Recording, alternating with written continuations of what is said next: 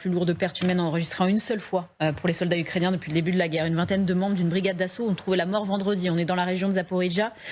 C'est la 128e brigade d'assaut de montagne et selon les médias locaux, ils avaient été réunis pour une cérémonie de remise de décoration près de la ligne de front.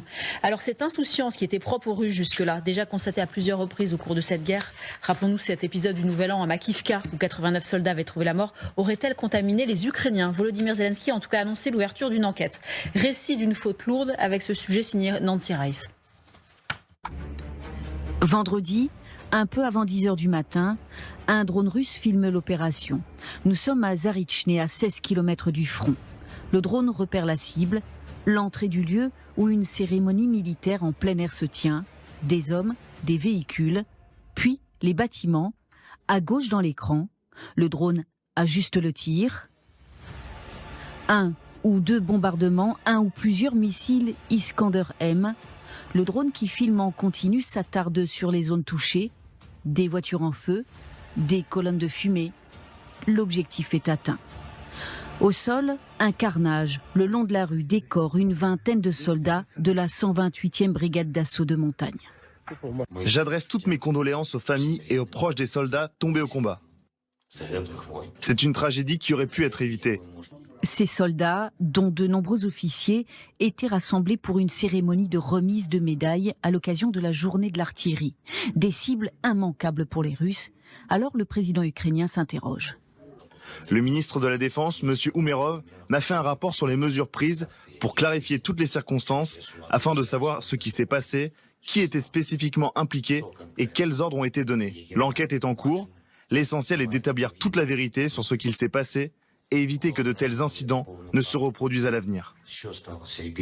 3 jours de deuil ont été décrétés par le gouverneur de la région, Victor Mikita. Drapeau en berne, minute de silence, service religieux. Un membre de la brigade avoue le manque de vigilance, un moment de relâchement qui n'est pas sans rappeler l'épisode dans le camp adverse. Makivka, le 31 décembre 2022, juste avant minuit. Les téléphones portables, repérables donc, crépitent pour la nouvelle année dans cette caserne du Donbass. Des centaines de conscrits et réservistes russes rassemblés. 1 ou 4 missiles tombent, c'est l'hécatombe. Une cible, une faute évidente là aussi. On s'était beaucoup gaussé des Russes quand il y a eu ce carnage, cette réussite, et on se souvient d'ailleurs que Kiev s'était félicité de ces frappes.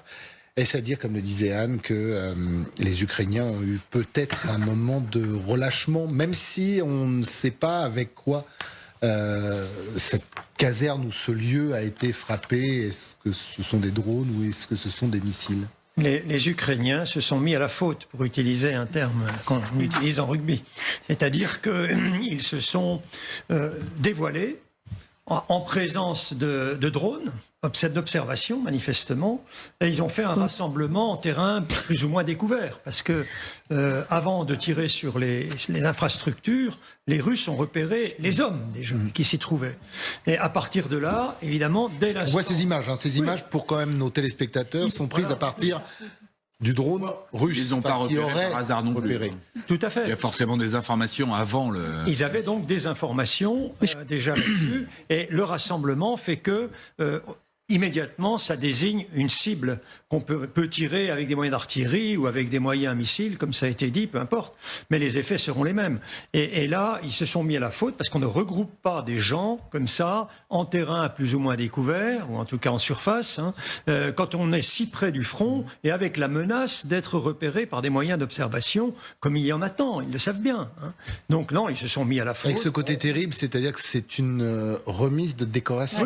Oui. Pour des hommes qui reviennent du front. Et c'est à ce moment-là que cette caserne, que ce lieu en tout cas, est frappé. Comme vous dites, Xavier, ça se fait pas tout seul. Il n'y a pas que le drone. Non, pas tout seul. Il y a forcément...